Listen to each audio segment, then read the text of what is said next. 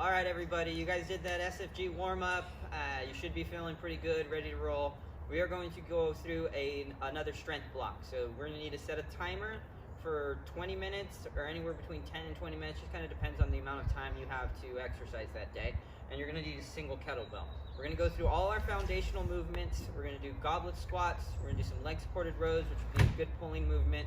We're gonna do some kettlebell deadlifts with a lot of control, and then some body weight or kettlebell elbow get-ups. It just kind of depends on what you want to do or your ability level. And so the first thing we're going to do is we're going to stand right over our kettlebell with our ankle bones in line.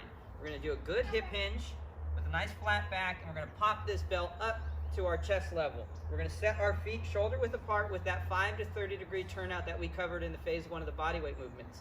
I'm going to pull myself down into a squat, making sure that my knees track my middle and my third and fourth toe. I'm going to give a hard breath out and then stand up. So I'm going to breathe in on the way down, breathe out, breathe in, breathe out. That's 3. Down, breathe in, breathe out. 4. Down, breathe in, breathe out. 5. Now I'm going to bring my arms down straight and hip hinge to put the bell down. Now that pace that we kept is what we want you guys to do. You should be able to maintain good breathing in and good breathing out.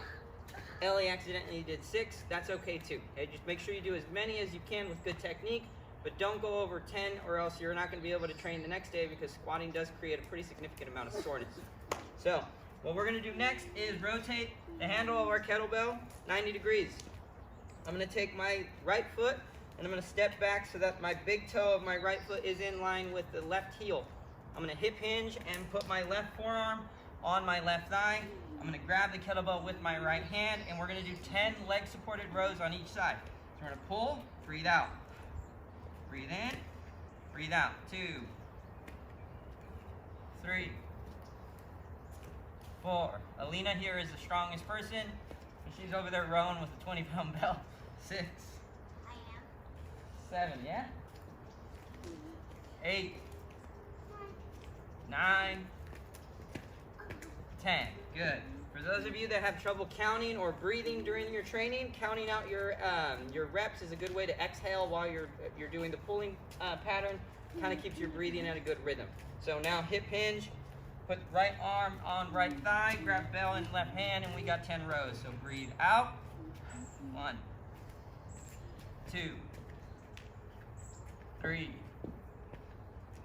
4, 5, 6, 7, 8, 9, and 10. Karina is in the background trying to tempt me with her sweet moves, but I'm going to stay focused. Okay? So next thing, that was heavy. So next one, we're going to rotate the bell 90 degrees again. We're going to do 5 very good kettlebell deadlifts. Now, one kettlebell may not seem like a lot to do with deadlift, but you're going to get most of the benefit from this exercise by squeezing your muscles as hard as you can. So really at the top of each rep, you want 85, 90% of your strength, and you really want to focus on rooting your feet into the ground. So handle is going to be in line with our ankle bones. Pay attention to Mari's profile view so that you can see how neutral her back is. We really want to feel like we're getting a stretch out of the hamstrings and glutes. You should not feel any tension or pain in your lower back. So we're going to hip hinge down. We're going to grab the handle of the kettlebell, breathe in deep into our tummy. Make sure we're pushing our shoulders down away from our ears, and then we're going to drive down into the ground, stand up tall. I want you to think about cramping your thighs, cramping your glutes, cramping your armpits, and really bracing for like a punch. Okay? We're going to breathe in on the way down. Breathe out and squeeze hard. Hold that top position, get tight. 2. Come down. Breathe out hard. Push your feet down into the ground as hard as you can. That's 3. 3. And push down. Drive down to the ground hard. 4. Come down. Drive down to the ground hard. 5. You should have gotten tighter with every single rep, really squeezing each muscle. Come down. Good. And relax and shake it out. I think Ellie did 6 again. Ellie did 7 again on accident. All right. Next movement will be elbow get-ups. So on the email that we attached yesterday, we gave a little quick tutorial for how to do good get-ups. We're going to do just the elbow portion of it, which is a great rotational core movement. All right, so what's that? Do it without the weight. You don't have to use the weight. Move the weight to the side. Okay. All right, we're sharing weights over here while still maintaining good social distance. So we're gonna get down on our side.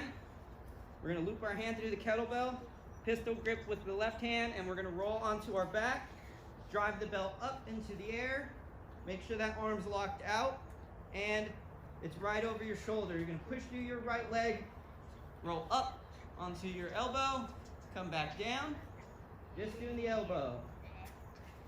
Good, and then we're gonna drive through the leg again and repeat for 3 reps on each side. Good job. Pull down with 2 hands, roll back down onto your side, sit yourself up or halo, kind of depends on what you have, and we're gonna do the other side. So left hand, roll over onto your back, drive up, push through your left foot, roll up onto your right elbow. Don't do what I'm doing. I did a spin with the bell in the air. So that I could talk to the camera. So he can tell everybody what not to do. That's good. Now we're going to pull the bell down, roll over onto our side. I did all. Okay. You did them all?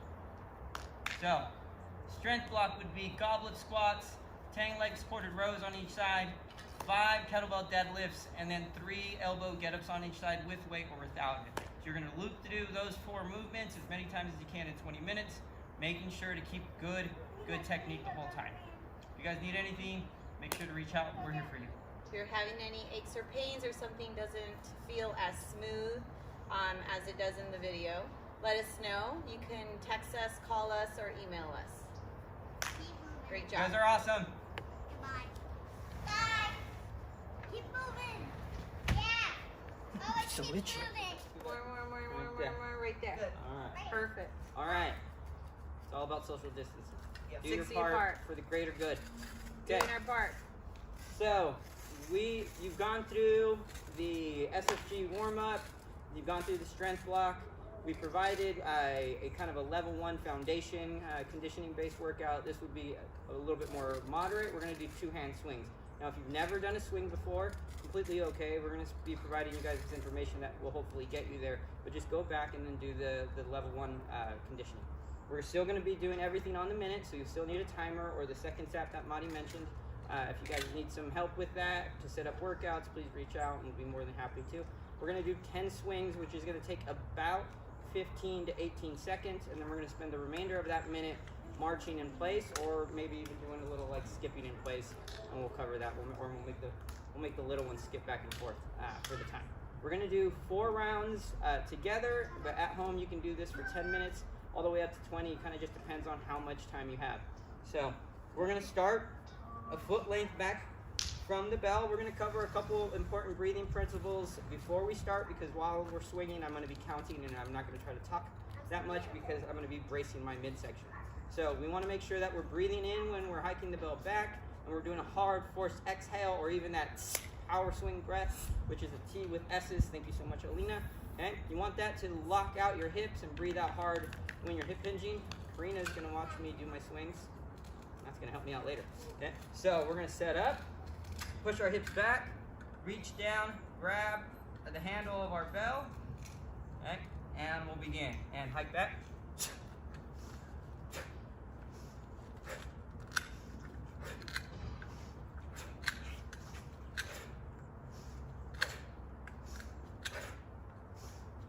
That's 10.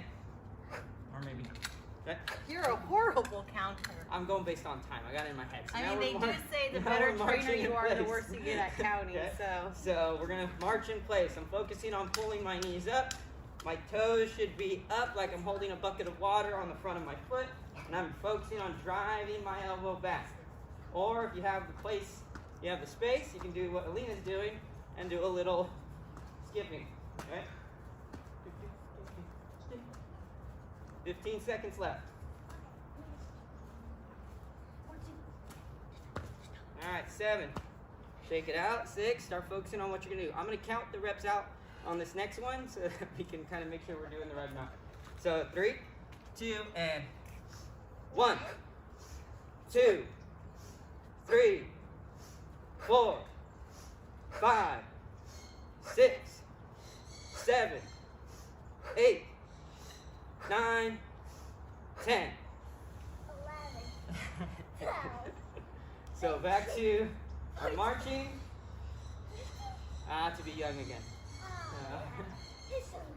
It's so nice. You're gonna trip over your belt. Okay? So you'll march. For those of you that feel like you could do a little more, maybe you do 15 swings, maybe you do 20. Do not do more than 20. Why? Why? At the Even 20, with the 5 pound? even with the 5 pound. At the 20 swing mark, your technique starts to break down a little bit, so don't do more than 20. Even when you're young? Even when you're young. I did more than 20 before. I'm Actually, aware. Like 25, 30. Yeah, you guys always listen to. Round 3. 3, 2, go.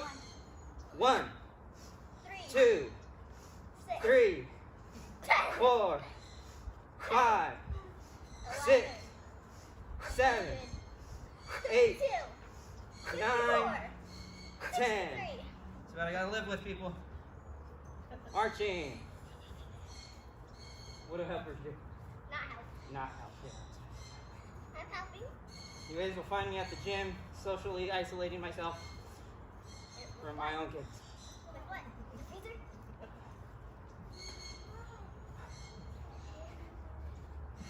Yeah. I don't know. Short breath. Yeah. 15 seconds. This One is more not- round. This is not marching. This is you. You have to go like this. 5, 4, 4. Shake it out real quick. 2 and go.